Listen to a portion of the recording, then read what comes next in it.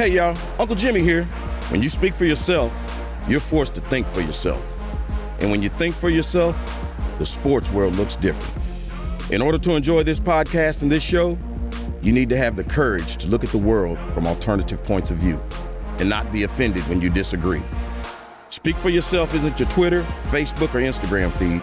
SFY tells you what you need to hear and not what you want to hear. So, welcome aboard, buckle up, and enjoy the ride.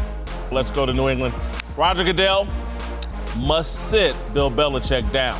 Send him home for 2 games. No access to Tom Brady, no access to his assistant coaches or team owner, Robert Kraft. Accidents deserve consequences that deter bad behavior. I'm willing to accept that Spygate 2.0 is an accident. I'm willing to accept that the videographer filming the Bengals sideline was there at the behest of Robert Kraft, not Bill Belichick, and that the footage shot wasn't intended to provide the Patriots a competitive advantage. What I'm not willing to accept are consequences that fail to prevent this from happening again. The last time this happened with New England in 2007, Goodell fined Belichick $500,000, Kraft $250,000, and the league took a first-round draft pick from the Patriots. The punishment clearly didn't go far enough because here we are again, even if it's an accident. Money and picks did not deter the Patriots. Suspending Belichick will. If New Orleans coach Sean Payton can be scapegoated and suspended a year to send a message about player safety, then Belichick can sit for 2 games to send a message about the league's integrity. Belichick must go. 2 games, starting this Sunday. It doesn't matter what's on the tape. It doesn't matter if Belichick is uninvolved. Goodell's job is to protect the integrity of football. He can't make this decision on Spygate 2.0 and Belichick in a vacuum. All things must be considered. Context matters. Justice Payton's punishment for Bountygate was about far more than defensive coordinator Greg Williams' too aggressive pregame speeches and cash shared for big hits.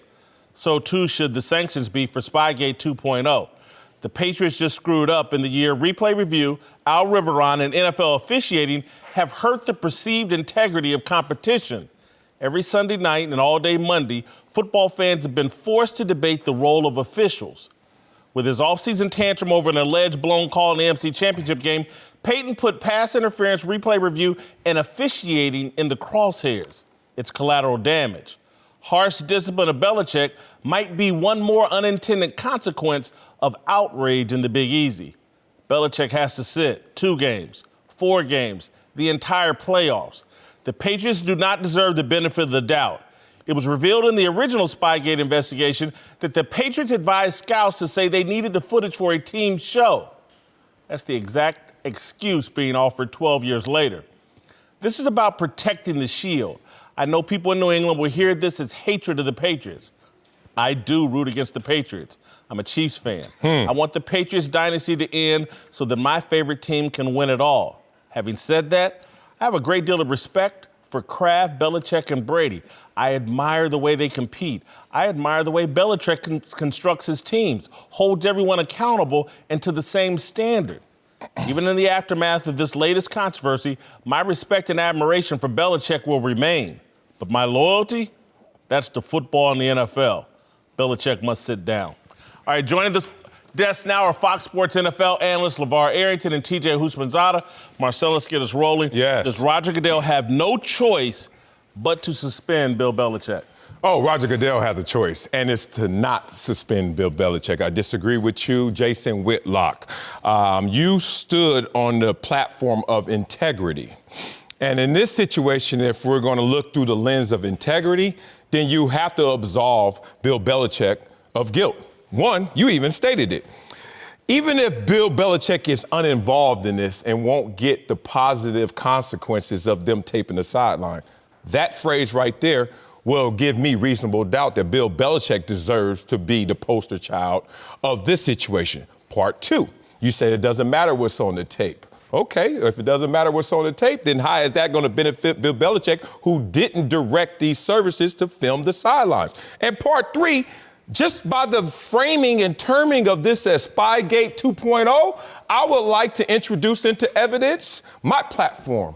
You are trying to convict him on double jeopardy.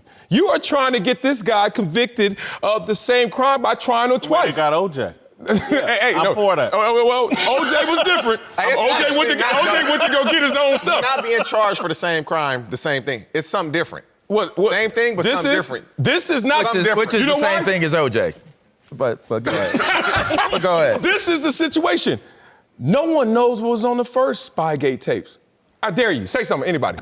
No. You know why? Because they burned them things. So don't put that all on Belichick, even though he took his suspension, his fines, and his penalties. Now, in this situation, we're saying because they weren't severe enough to deter this franchise from doing something, let's go get him as the face of the franchise once again. I say not guilty.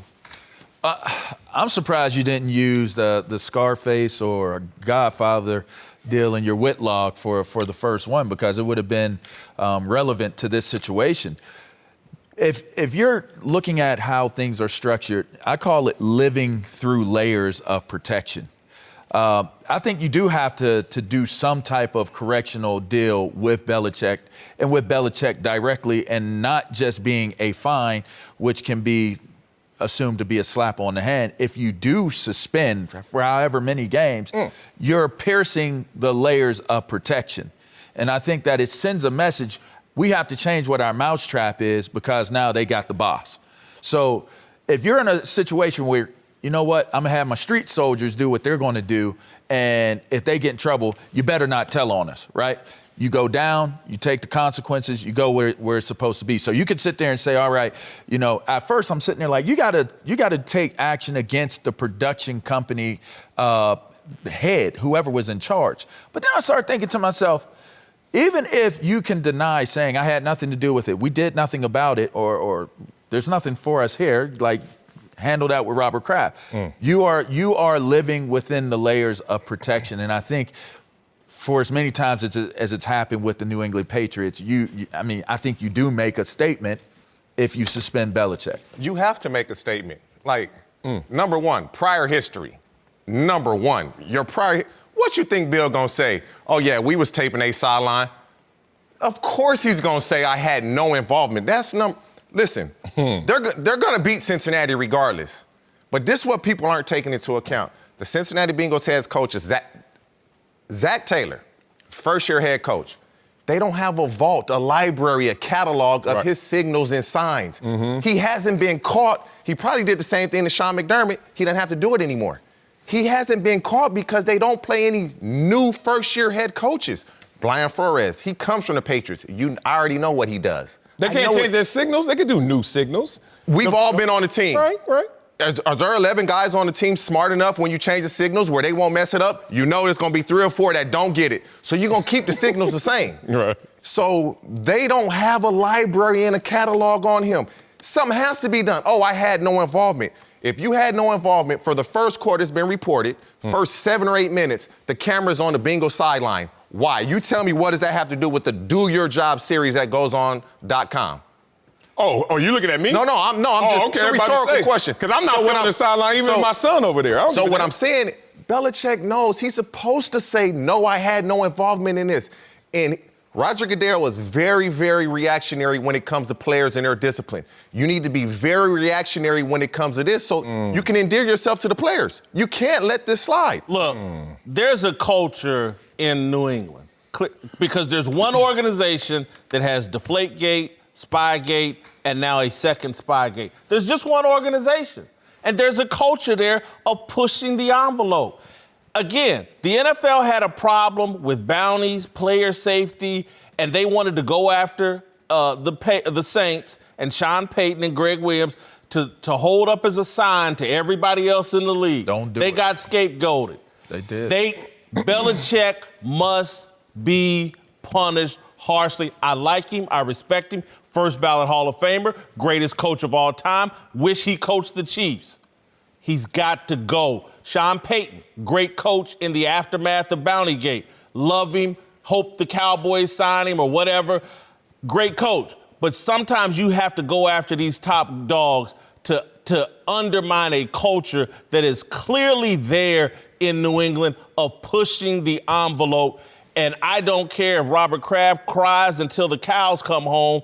Belichick has to be punished. Well, I don't think these are analogous situations when you talk about the culture of New England and the gates. And then the culture of New Orleans isn't Bounty Gate. They just are the ones that got caught with that situation. And they got exposed, and the penalties were heightened because of the backdrop. You got to know the circumstances.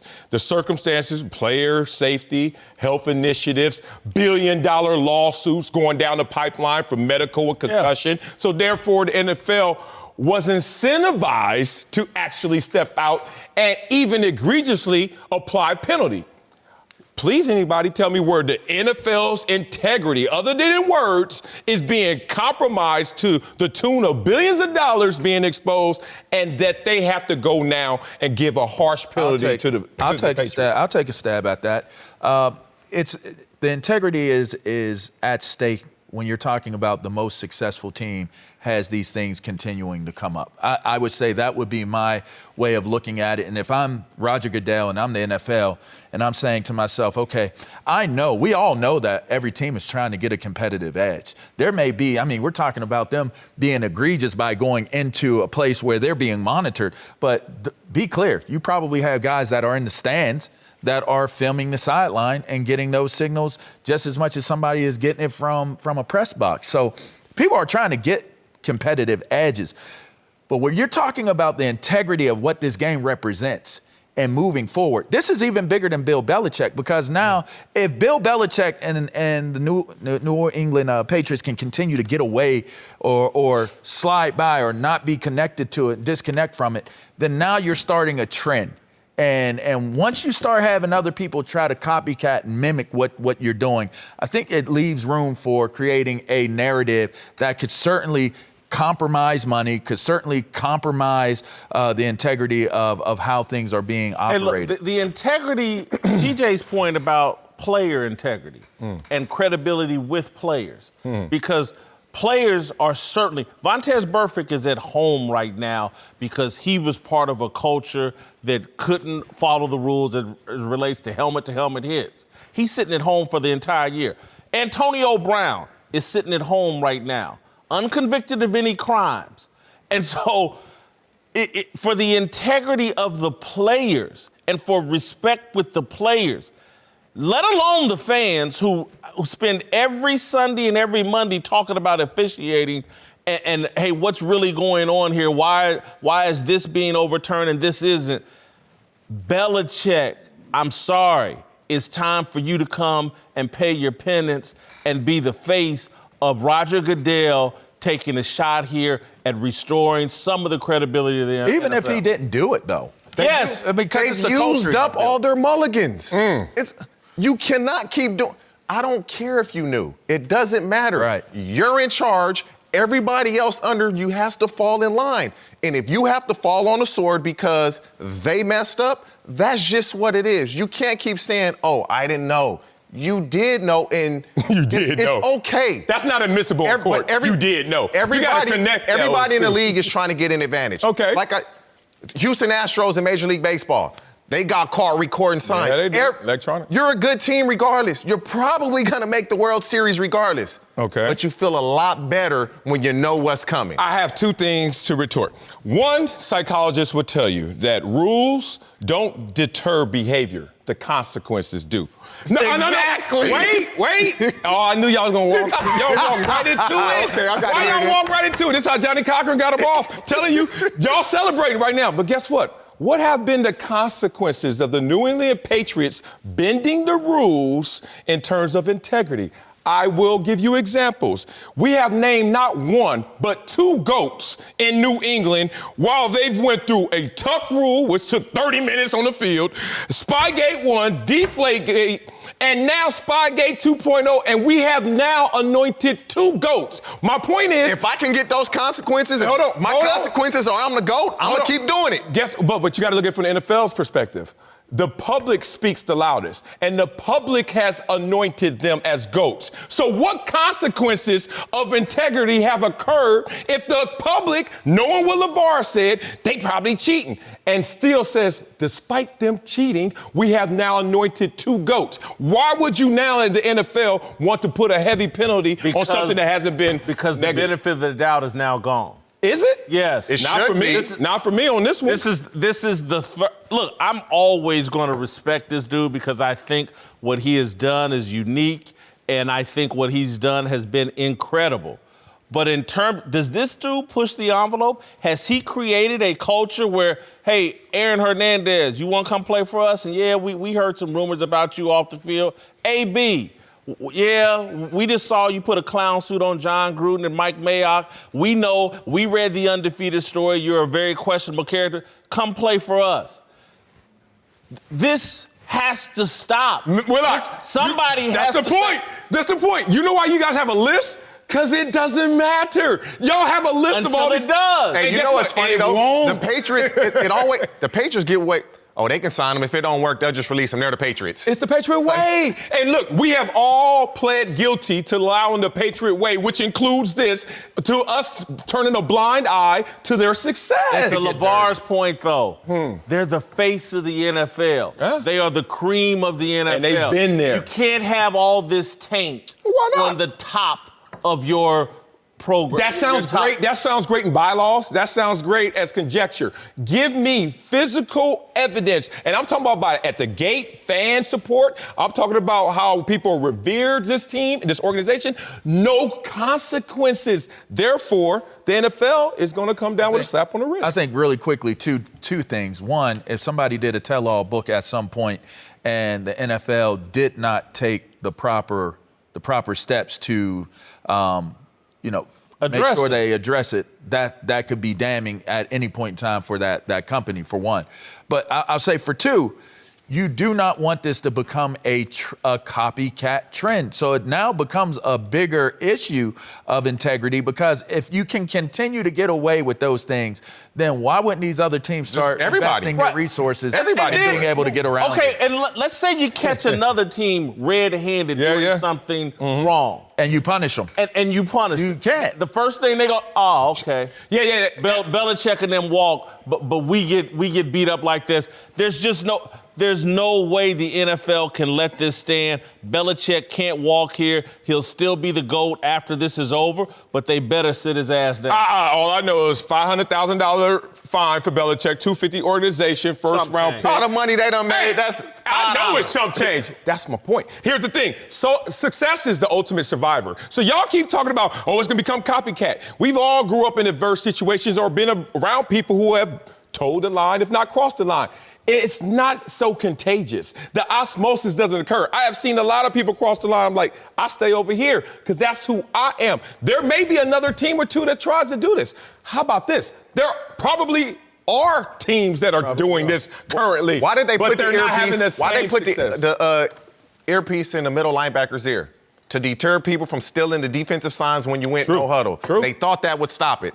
It's not. That's why they did it. They didn't put them on an even playing field with the offense. They knew everybody was going no huddle, stealing the defensive people's signals. If this isn't addressed, the media narrative, it will be a running joke. It's no different than any time if LeBron James wants to address injustice again, he's going to hear about China. Moving forward. And he's still going to be the king. Yeah, but, and if the NFL, this will be a constant narrative, the cheating Patriots, unpunished, unrepentant. Again, we got to go. I don't want to go. But again, the ownership has some PR issues resulting. This is in the best interest of Bob Kraft and the entire NFL to punish Belichick harshly. The money, the draft picks aren't enough. The only thing you can do to certain people is playing time. Take the game away from them, and then they'll stop. Seventh ring is coming. Stick around. Whitlock and Wiley, LeVar Arrington, and TJ Houshmandzadeh are back. Time now for a big story. Let's move to Dallas, where Jason Garrett's future remains up in the air, with Dallas fighting to make the playoffs in a very disappointing year. Jerry Jones has given Garrett a public vote of confidence, but the NFL's Network's Jane Slater reported recently that Jerry and Stephen Jones had actually met with Urban Meyer about the job. Today, Jerry was asked on his weekly radio appearance if he could confirm the report. I can confirm that it is absolutely not correct. We have not met with any coach, not met with any. Specifically, why in answering that question, I don't want to imply that we wouldn't in a way that would diminish the credibility of, in this case, a player or somebody you're asking about. Normally when somebody says, have you met with such and such, or are you interested in such and such, and you said, I have not, its implication is you're not interested. That shouldn't be brought forward either. Walk that back. Well, could it be any more clear? He's interested in Urban. We just haven't met yet. Right. We've talked, yeah, but we ain't met yet. Bingo. Bingo. And so, would Urban Meyer fix the Cowboys? Yeah, he could fix the Cowboys. Urban Meyer is in a unique position.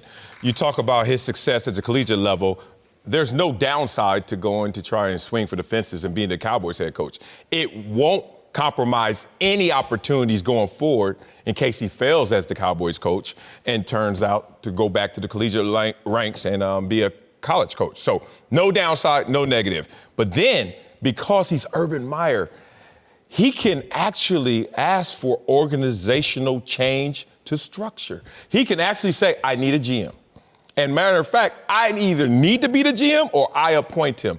And we have precedent of this, and successful precedent. And you talk about what's happening with the San Francisco 49ers right now, Kyle Shanahan, along with John Lynch, and 6-year matching deals appointed at the same time, hand in hand. Let's do this together collectively. And that's how you empower your head coach, which is the issue in Dallas right now. So can Urban Meyer do it? Absolutely. Not only with his coaching acumen, but because of the demands he can place because of how big a name he is. Would Urban Meyer fix the Cowboys?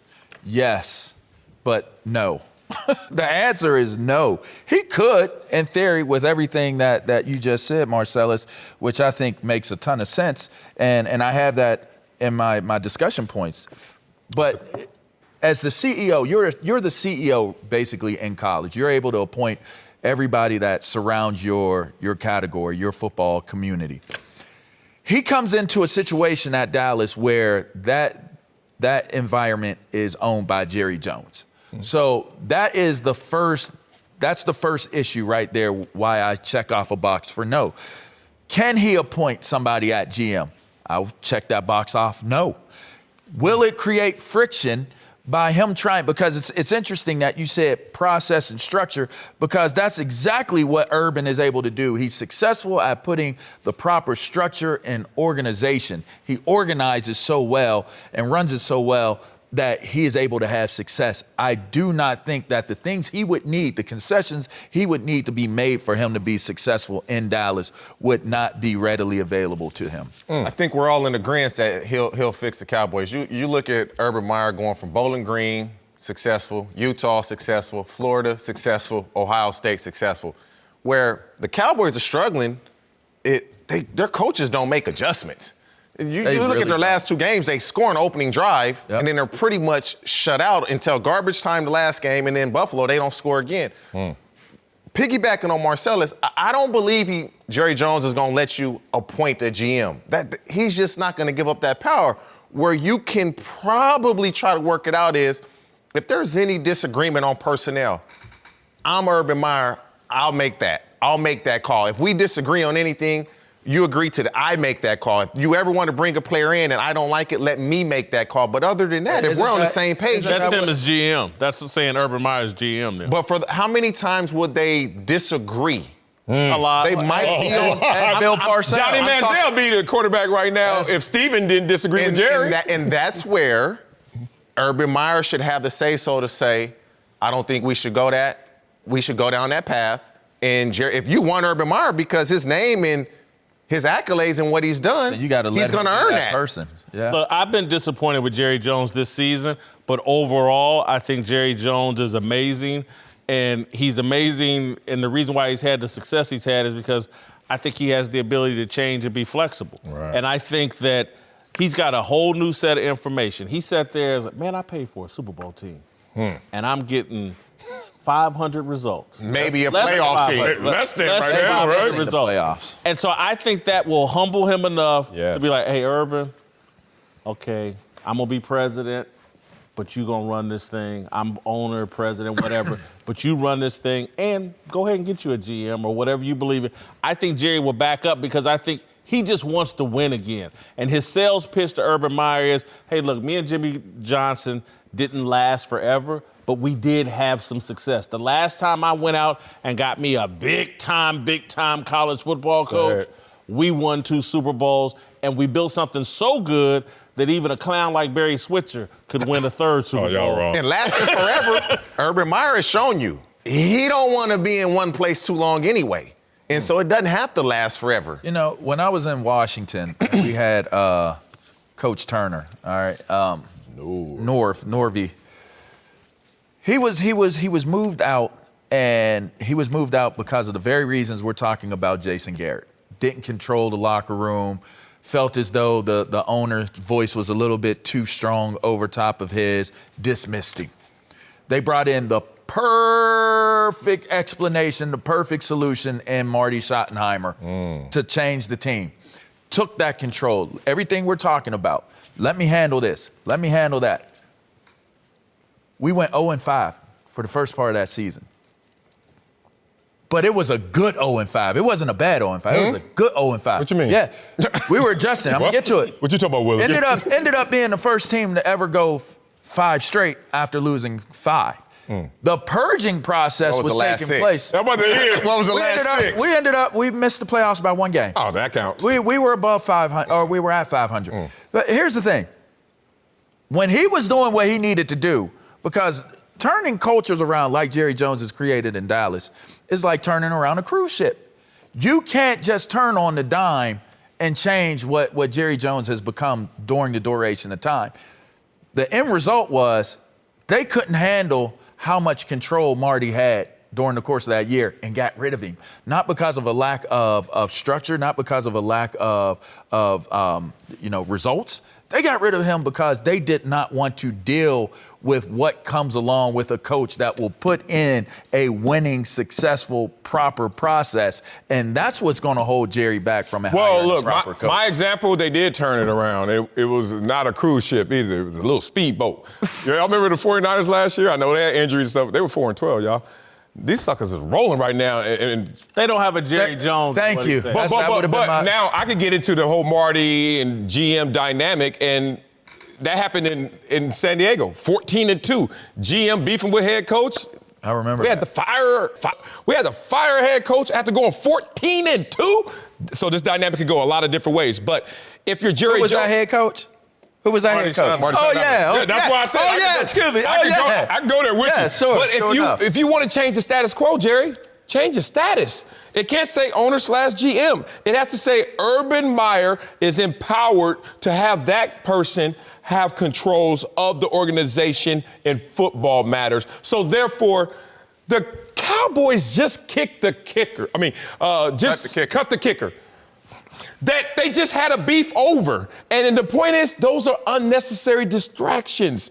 And they're pulling on both ends of the same problem. So you need someone to step in and say, Jerry, you want the same situation or you want something different? You want something different? We have to do it different. Urban Meyer, appoint the GM like I said, Fran, it may work. And I think Jerry's willing to do something different. After this year. After the results. I mean, again, you have to change. And I just What is that different? That's the problem. I think Urban's process is compromised. Go back to Urban Meyer on Colin Cowherd's couch 6 weeks ago. I remember. When he was asked. That was like 3 weeks, huh? You got to entertain it. The Cowboys. He said you got to entertain it. So, again, these thoughts, conversations, maybe they haven't met. But Urban Meyer is nobody's fool. He's nobody's puppet.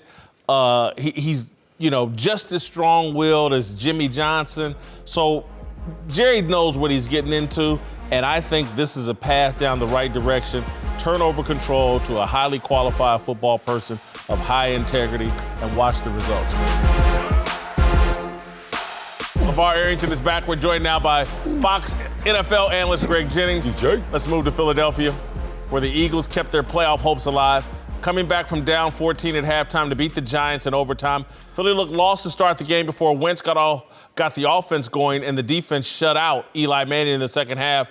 At 6-7, the Eagles are now tied with the Cowboys for the AFC East lead with a huge matchup with Dallas looming in Week 16. All right, Marcellus, think Carson Wentz is good enough to get the Eagles past the Cowboys in the NFC East? No, I don't think he's good enough. I don't think this team is good enough. I don't think they're healthy enough to get past the Cowboys. All this fighting, this fourth quarter comeback and overtime gritty win, I'm not going to let that take me away from focusing on the lack of production. This is a team on, a 3-game losing streak and took overtime to beat a team that didn't even score in the second half on their backup quarterback who was damn near retired. Oh, this is just bad to watch. It's really ugly football, especially in that division where they're just running backwards to the finish line. So I don't think that they have more than the Cowboys. I see more talent still with Dallas. Yeah, I'm with you. I don't think Carson Wentz has enough, and here's why. You talk about the injuries. It's because of the lack of personnel that he has at his disposal. Like, is he a good quarterback? I do believe he is a good quarterback, but he's not good enough to elevate the others' lack of personnel or what he does not have. He's just not. When you end the game with one receiver and Zach Ertz is your guy, don't get me wrong, phenomenal tight end, one of the best in the game, but the Cowboys just personnel-wise, they outweigh them. And I like when you look at the quarterbacks, they're washed right now, the way they're both playing. So I just don't think Hold on, Greg, before you go. What about schedule? Cowboys have to play the Rams. I get that. Yeah. I don't know if the Eagles can win a game against the Redskins and the Giants? Dolphins and the Giants we just saw? Look what just happened. Eli gonna get warmed up now. The Giants got him at home next time around. Hello. Hey. Yeah. That's my discussion point. First of all, he doesn't have to be a Superman the rest of the way because they have an easier road to hoe versus what Dallas has to do. That's first and foremost. Secondly, the one thing that we're not bringing into consideration here, and we just discussed it on the last segment, was the inability of Dallas to adjust and adapt during the course of a game. Now, if I'm giving a coaching grade or a coaching matchup, who's going to win, Peterson or Jason Garrett? I'm going with Peterson. And the reason why I'm going with Peterson is at least you have a coach that the players are respecting, are still playing for, and trying to get it done with not such a difficult schedule. So this is more about letting nature take its course versus Carson Wentz having to be a Superman of sorts for them to win the NFC East. Yeah, I agree with that point, and let's connect it all the way. Jerry Jones and the Cowboys are hunting for their next head coach. I mean, we just heard. So they've moved on to next season, and y'all think Dallas is going to hold on? If the ownership is giving up and is looking at old Urban Meyer, why wouldn't Tyron Smith and DeMarcus Lawrence be like checking their golf schedule for the offseason? Nah, they're not going to get hurt. They're not going to get hurt. Yeah, Dallas is healthier than what we saw with this, and losing. Philadelphia. Philadelphia. Yeah, look at the offensive lineman, Lane Johnson, going down. There are issues all around. Across the board. Throwing to who next game going forward? They were narrowly focused for this game. You know, we were on a 3-game losing streak, including Miami. Oh, you know what? We're ready for this. Our future's in front of us. We control our own destiny. And they put up that performance, double in time of possession, 42-21, and still needed overtime to beat the lowly Giants. 2 for 12 on third down.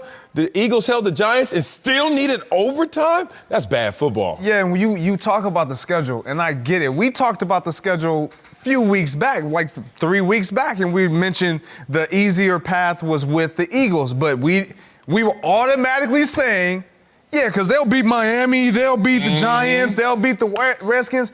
But we don't know what we're going to get from week to week. With either one of these teams, I just trust Dallas better. And I get it. The coaching, yes, Doug Peterson got the advantage. But if you don't have personnel, I don't care how good of a coach you are. Look at Belichick. I already know your answer. Now, so what you're saying is they're going to win this Sunday. They're going to beat the Rams this Sunday? Yes. You're saying yes. Yeah, I'm gonna say that now until we do the Rams segment. I mean, when you Because if you I don't pose recall that that being your question. I don't recall that being your answer. the Rams segment. I don't recall that being your We're answer. gonna do the Rams segment. Because But they got the tiebreaker. You better don't give me believe my they're bottle gonna beat the right now. Rams Do you Sunday. think that's gonna happen? I don't believe they're going to beat the Rams. I like the Rams. Okay, The but we Rams still are got the trending. tiebreaker. And this is a trust conversation. Let's go trust. This is the same Eagles team that has lost to Atlanta, Detroit, Miami, and then they even lost to Dallas the first time. But now have the playoffs on the line, though. The playoffs been on the line. The division's been on But the they line. truly have it on the line. All right, In a very, It very was on the weak. line against Miami. It is a weak division. You know what? I'm starting to flip, though. Be honest come with on. you. Divisions. I'm going to tell you why. We're gonna feel that. I've been saying this. I said it all last year. on. They're still satisfied from winning the Super Bowl. The only one that's not is Carson Wentz. Yes. Everybody else is still saying, hey, we did our job. We're heroes and legends here in Philadelphia. It doesn't matter. Dallas won't win this weekend. That gives them a game up. Eagles will win this weekend against the Yeah, Redskins. you hate the Redskins. I really don't. I really don't. But and they've been playing some pretty inspiring. They have. Yeah. Okay? They have been improving. That's why I don't even. But I they don't haven't think it's been a winning. layup for the We Eagles. said they've been improving. LeVar Arrington and TJ Houshmandzadeh are back with us. Time now for Darnell's question of the day. All right, take it away, homeboy. Yes. Sir, let's move to your guy, Whitlock. Yeah. OBJ. There's been reports out there that Odell's been telling anyone who will listen that he wants out of Cleveland. But apparently, Odell is now trying to make things right, giving the entire Browns team pairs of his signature shoe as a gift. Reportedly, Odell has never really fit in Cleveland, with one source saying, quote, he's lost. Fame got to him.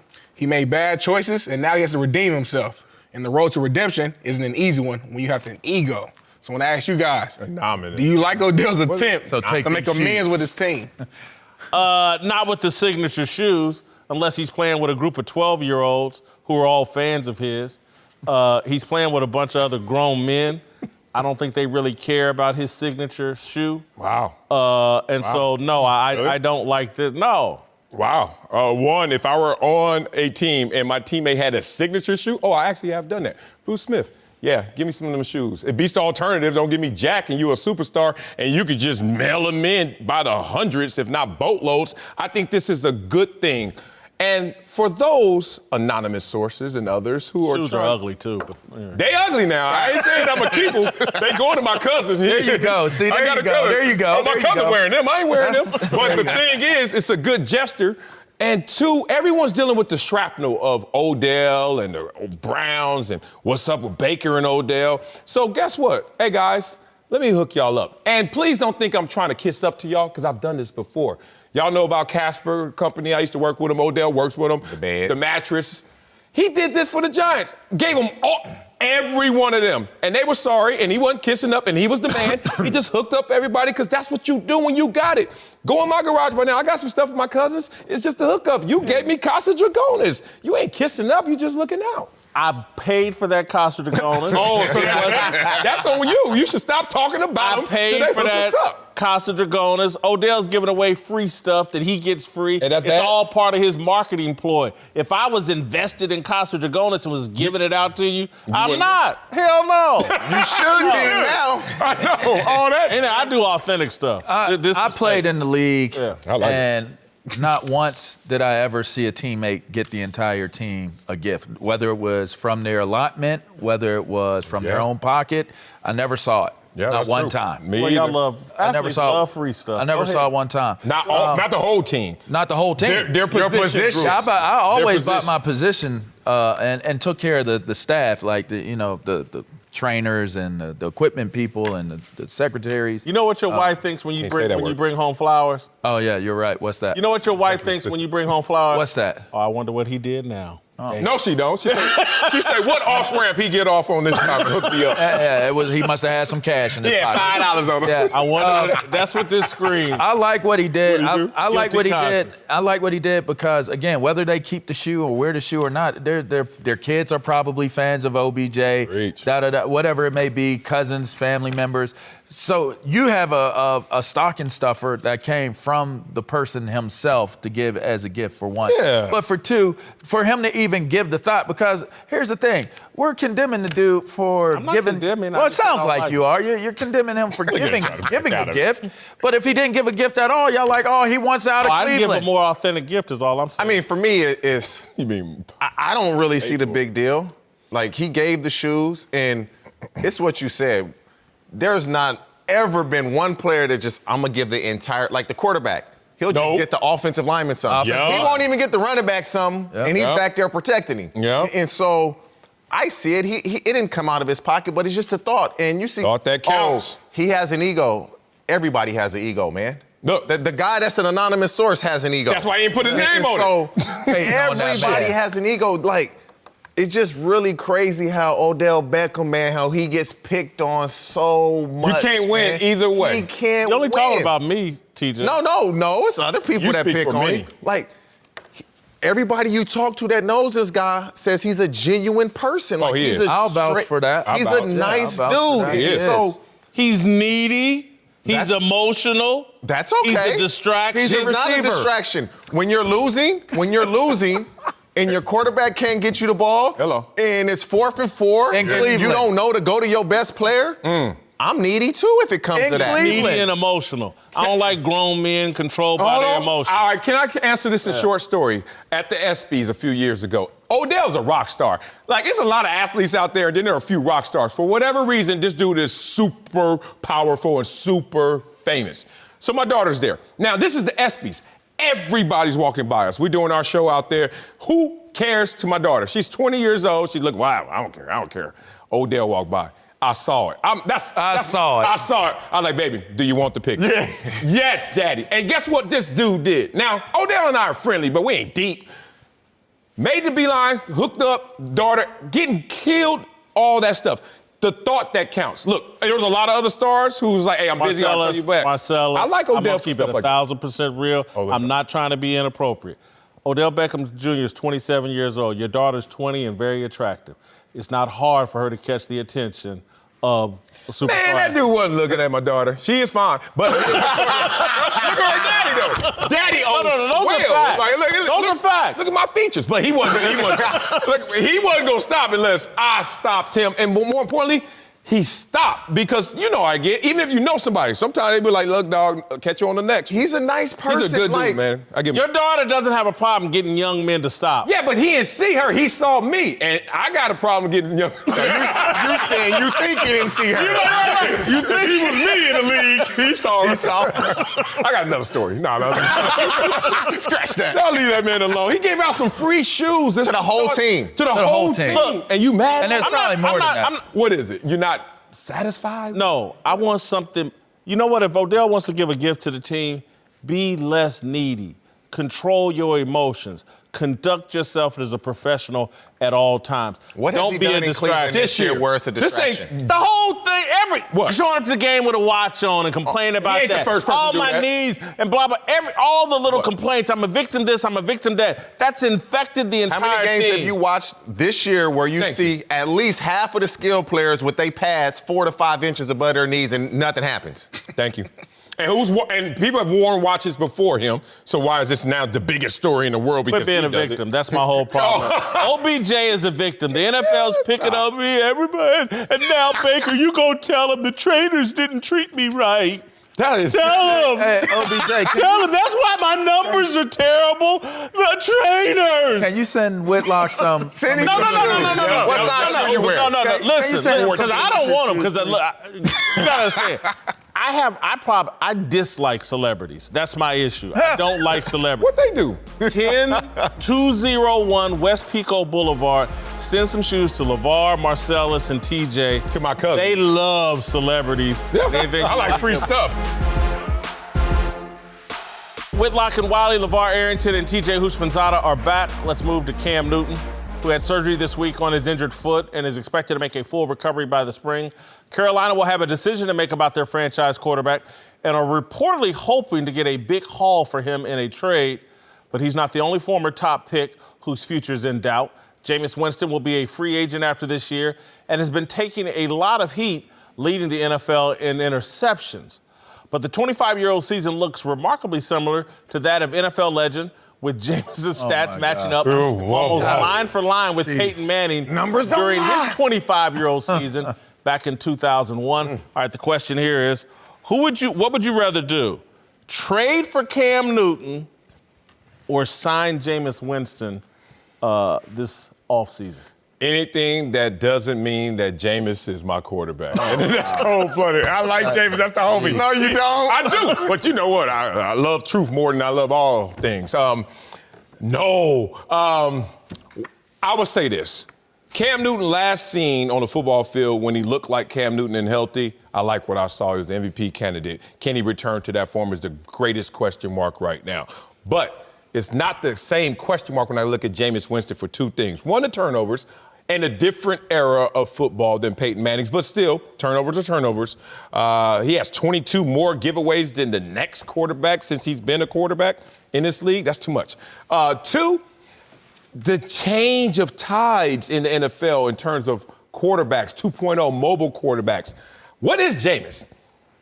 He's not an athletic quarterback. I think that was a misnomer. I don't think that he uses his legs to extend plays and get out the pocket. I think he has some good mobility within the tackles. But beyond that, is an unathletic athlete in that respect. So for me, I don't have a high evaluation of him. I don't. I see the good things. I see the numbers. But I also see the inconsistency. I see the losses. And I say, for me, I'm going to roll the dice on Cam Newton going back and returning to form. Yeah, I'm going with Cam as well. And I think if I want to win right now, I don't think there's a question that you said if you can get a hold of Cam and you stack the two up against one another. All stage straight starts. You're exactly right. Well, we'll see. I mean, again, if he comes back and he's healthy, he's a proven winner. He's a talent. Here's another thing to offer into the informational bank. I'm not even paying y'all no mind. As you should. Cam Newton would be the perfect recipient when we talked about him needing a new environment and needing someone new to be under. Bruce Arians is one of the best guys to be around. He would be one of the best dudes. Tampa should trade for Cam. Yeah, I think so. I think that would. I don't think that would be. I think that Bruce Arians would be able to tap into what's left in Cam Newton, and I think that Cam would be able to play. Well, I'm going with Jameis Winston. I'm going with Jameis Winston, and Cam Newton will turn 31 in May. That's number one. So he's 6 years older than Jameis Winston. Number two, to get Cam Newton, I have to give up assets. Cam Newton is not going to change the fortune of my team. So if I have to give up draft picks to get you, that's number two. Jameis Winston can throw the football. He's not going to change and eliminate turning the ball over. He takes chances. But Jameis Winston is a better thrower of the football than Cam Newton. He throws it well to the other team, too. And he throws it well to his. You just look at the receivers. Come on, TJ. Look at Chris Godwin. You don't know who he is. Yes, I do. And Mike Evans. Because of Jameis Winston. Of course you do. Of course you do. I know who Mike Evans is. Chris Goodwin's been good. Listen, you're going to take Jameis Winston. Receivers would Mike Evans, Chris Godwin. They'll take Jameis Winston over Cam Newton because they know if Cam Newton comes in there, they go from here to here. TJ, what does a coach say? If you don't put on the game film and tell me one stat, I can tell you won that game. What is that stat? Always turnovers. Damn. Always. So guess what? But now listen I ain't got to watch real quick. Jameis, I has know. Jameis Winston ever played with a defense that Cam Newton has played with? Ever? It had the players. He's had some pretty good defense. Tampa's had the players. He's got one of the premier linebackers right now in David. Like, he had, who was the defensive lineman? They got Shaq Barrett this year that's leading the league in sacks. But again, overall defense, he's had some individual players. Yeah. He's never had that type of defense that Cam Newton has been accustomed to his entire career with Ron Rivera running that defense. We just had this conversation about franchise quarterbacks. Franchise quarterbacks will always overcome the in spite ofs. I don't see Jameis Winston overcoming the in spite ofs. In spite of everything we're talking about. I lost my last 8 starts in spite of. Has Jameis Winston... Okay, injury. He's been injured. Jameis Winston has, what, one winning season, and that's 9 and 7? Got the surgery. One winning season? TJ raised the excellent point that I just want y'all to understand. What? In this question. You're willing to trade major assets. That's the team's assets. I'm trying to win as a coach. No. But the question was, the coach am I the knows coach what or am you I the need. team? Both. It doesn't matter. Would you rather trade for Cam Newton How much it and gonna take? give up a big haul is what Carolina's looking for, They're not or gonna get no sign big haul. Jameis Winston to a very reasonable. You're not going to get a big. You're not going to get a big haul off of Cam Newton. So if you get a decent trade, I'm taking the trade because I think that What's the a decent potential. trade? Okay, but hold on. You could get Jameis Winston for $12 million to $15 million. That's what he worth. Like Jacoby Brissett. It's easy to get out of, and you got a guy who has a lot of talent. Now, do I think he'll ever overcome the stupid interceptions and turnovers? Do you guys think he's hit his ceiling, Jameis Winston? No. Do you think? You don't think so? You think it's he his still first has? year with Bruce Arians? No, he's going to get better. No. Not going to get better. I think you see what you get with him. You know what? I'm just, this is what I've always said about it. And I would do the Jameis deal because it's cheaper. I wouldn't have to give up the assets. But I've always compared Jameis to Gomer Powell. See, he's really, he's that guy. Dude, with Bruce Arians, dude, he's old. Hold up, TJ, I'm not done. There's some things about Gomer Powell that you just can't take out of him. And so he's always going to be a little bit silly. He's good intention. But he's a soldier. Blah, blah, but he's good intention. And so I get it. I don't think the turnover thing is fixable. Wow. His judgment on and off the field is bad. But it's cheaper. And you can get out from underneath him. You're going to get what you pay for, too. Boy, I tell you, and here's the we problem. sure going to enjoy winning these games together after y'all give me that 12, 13, Y'all leave that 14 million. Hey, I'm talking about him on the field, and I ain't talking about anything else. I'm looking at these books, and this is not the best Jameis Winston quarterback that we've seen. So there are some numbers that suggest there's a regression despite playing with Bruce Arians, which doesn't lend itself to your point that he has better football in front of him. Looks like maybe that even Bruce Arians can't get the best out of him. And that's not on Bruce Arians. He's averaging 45 yards per game more passing. Oh, that's great. But you also want to look at the fact that his touchdown-interception ratio is not better. You want to also look at the fact that his quarterback rating is not better. I mean, it's been better the last 2 years when nobody was talking about Jameis Winston. Here's my thing. If you're a fan base, I'm a fan of the Denver Broncos outside of my love for the Chargers, outside of my love for the Bills. And I'm sitting there, and you go, you pull out the banner and say, our new franchise quarterback, Jameis Winston. How's that land? Anybody? You renewing tickets? Not well. Not well. That's my point. So it doesn't inspire a fan base. It doesn't inspire a team. Despite him having Cam Newton does. No. You think so? No. Day one, Cam Newton works. It does. It's exciting. Oh, my God, the possibilities. Until September comes around. And then it's like, what's going to happen in September, October, and November? 6-2 before I got banged up. That's not inspiring. Lost 8 straight. MVP. Oh, yeah. You are what your record says you are. You trying to play through the injury. I try to tell these cats, always quit when you're hurt, but they don't want to listen to me. So now you go out there and put out bad film. But before the injuries, how was Cam Newton looking? Not bad. He looked great. He looked great. I was Jameis looking healthy or not? I mean, Cam Newton can play. He's taking his team to a Super Bowl. But you're coming off of surgery and you turn 31 and you got to give up assets to get him. It creates excitement. All right. Before we go, I have a few words of encouragement for Colin Kaepernick, LeBron James, and Megan Rapinoe, and any of the other Nike-sponsored finger-wagging agents of chaos. Justice and equality start at home. So perhaps Cap, Bron, and Rap might want to fly to Beaverton, Oregon today and join their social justice comrades protesting injustice at Nike headquarters. Yesterday morning, Nike employees marched across the company's sprawling campus to draw attention to their employers' mistreatment of women. Just so we're clear, the march had nothing to do with Nike's decades-long exploitation of female workers in Asia. No, this protest highlighted Just Do It's alleged debasement of American women. The protesters held up signs demanding that Nike empower women. According to the Wall Street Journal, this all started in 2018 when a group of women circulated a survey complaining about a pay disparity between men and women, inappropriate behavior by male employees, and a gender imbalance among top executives. Kaepernick, LeBron, and Rapinoe must be outraged learning of the unfairness alleged at Nike. I'm sure Cap plans to don one of his patented Kunta Kinte t-shirts in support of the freedom fighters in Beaverton And surely Bron and Rapinoe will join the silent symbol and dust off one of Nike's equality T-shirts.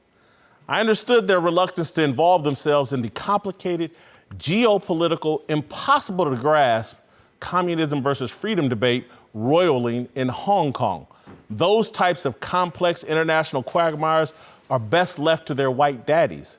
Guys like Rockets general manager Daryl Morey and NBA commissioner Adam Silver. I mean, you need at least an advanced GED degree or access to Wikipedia to dissect the intricacies between communist authoritarian rule and the freedoms provided by democracy. It's wholly unreasonable to expect athletes at the height of their competitive careers to wade into such deep political waters. Between his daily 5 a.m. workouts and monthly retweets of Sean Rachel Dolezal King, when would Kaepernick have time for Nessa to teach him about the ravages of communism? No, we shouldn't hold Cap, Bron, and Rap to an unfair standard. They are domestic freedom fighters. They are champions of American justice and equality. Speaking out against misogyny and the lack of equal pay at Nike is on brand and plays into the area of expertise and passion for Rapinoe, LeBron, and Kaepernick. Rap, Bron, and Cap are this generation's Rosa Parks, Martin Luther King, and Muhammad Ali. I'm sure they will stand with Beaverton and fight for freedom at Nike. And I'm sure all the woke members of sports media will choose to be on the right side of history and support the courageous stands that will soon be taken by LeBron, Kaepernick, and Rapinoe. Joined again by Greg Jennings and TJ Houshmandzadeh. Let's move to Baltimore, where MVP frontrunner Lamar Jackson might have to just run into his first major obstacle this year, being listed as limited for yesterday's walkthrough with a quad injury. John Harbaugh said the injury occurred during their win over the Bills and is not serious. And Lamar did practice today, but on a limited basis. All right, should we be concerned about Lamar's injury? No, because it's a quad. And I mean, when I say leg injuries, I'm like, is it a quad? Is it a hamstring? Is it a groin? Is it a calf? Different. Quad, most major muscle group, obviously the big boy in front.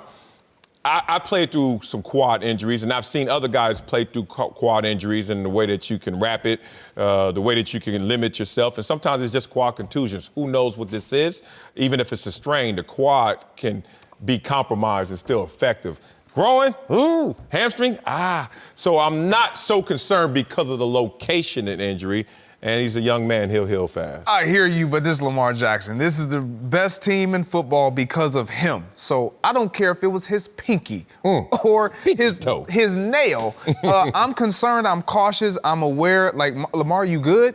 But one of the things that I love about the relationship with him and John Harbaugh is they have that trust factor. He can ask him a question, Lamar, how you feeling? You feel good? Because that's what it's going to take. Lamar, how you feeling? You good to go? Yes, coach, I'm good. Trust me. And then they'll move forward. So from that point, yes, I get you. I'm not concerned. If you look at it, they play Thursday against the Jets. If this is a normal week, he's not even on the field Monday or Tuesday. And so if he was on the practice field today, in a normal week, he wouldn't practice until Wednesday. Right. We wouldn't even hear about this. And so for him to get out on the field today shows me it's very minor, albeit it could be in a limited form and fashion. Now, there's somewhat concern because Baltimore is Baltimore because of his explosiveness and his ability to get on the edge regardless of how you're playing him. And so that is concerning. But no, today's a Tuesday. If it wasn't a short week, it wouldn't be a conversation at all. I'm concerned because it's Lamar and his running has been such a big part of what's made him successful. And we had the conversation yesterday, like, did Buffalo give some clues or a blueprint to slowing Lamar? And if you watch that game, he took some hits in that game. That was one of the first games where he took some hits. I do like the fact they're playing on Thursday, and it's the sorry Jets. You can be a much more conservative offense, take care of that, and then boom, 10 days off to recover. My concern, though, is like we're coming to the end of the season. I don't want this guy banged up in any way going into the playoffs.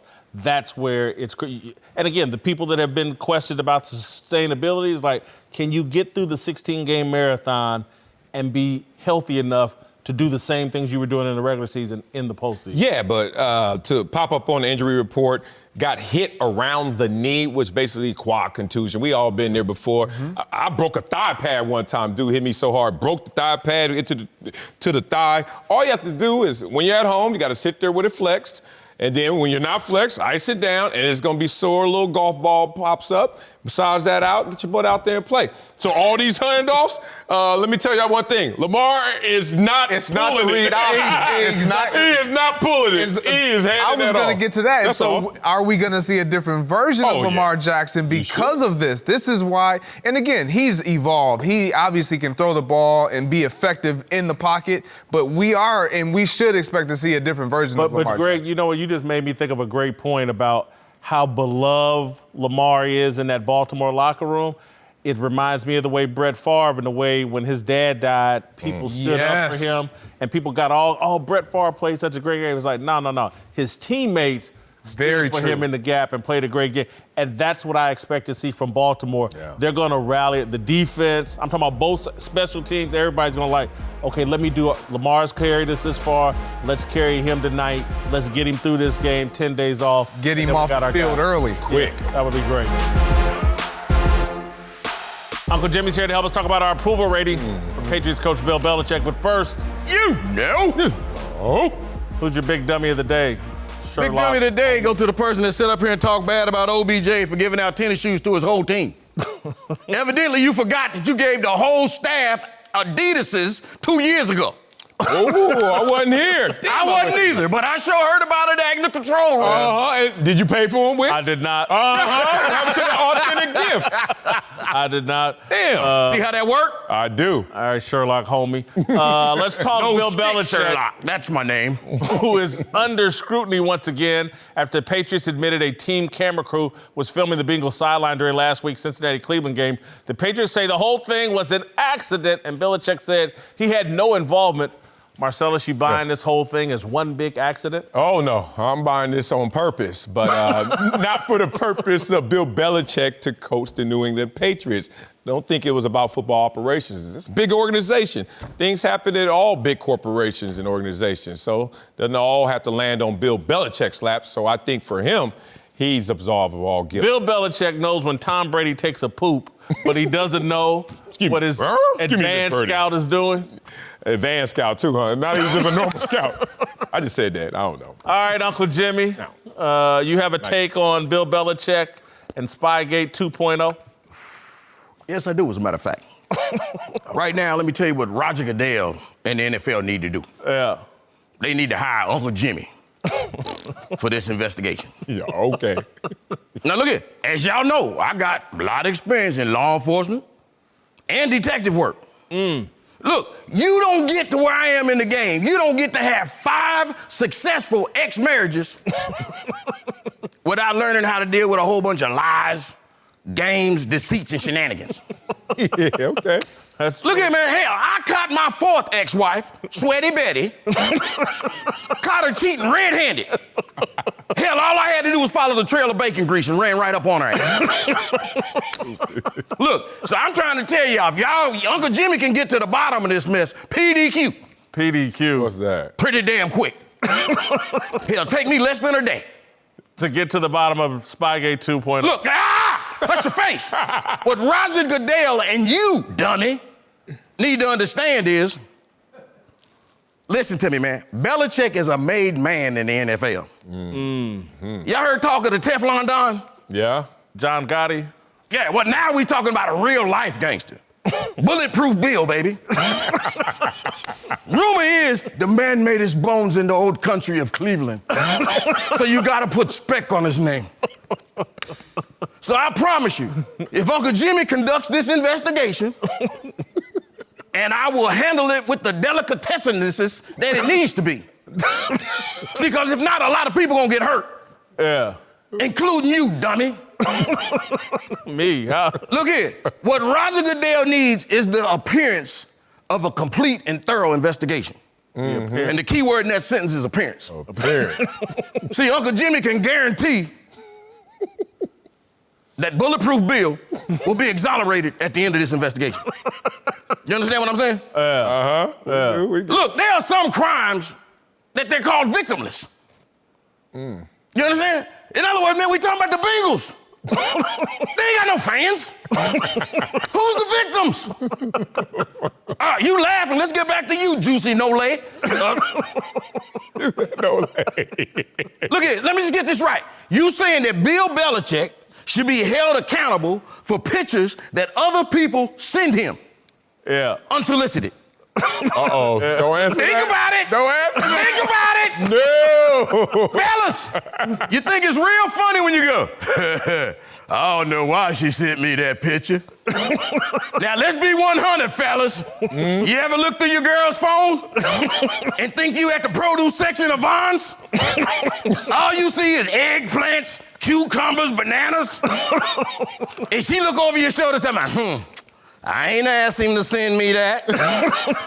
Look here, man. Right is right, wrong is wrong, and it ain't no in the middle. Right. Hey, leave Belichick's Belichick no alone, longer baby. a GOAT. Right. He fell to a 73. Wow. All-star. Why? Yeah. You gotta Marcellus got through- a- I got a witness. Due process. What happened to that? What happened to actually finding me? Where's the smoking gun? Give me something. Wow. Oh, man. The I internet gotta still make has those him at checks. GOAT status.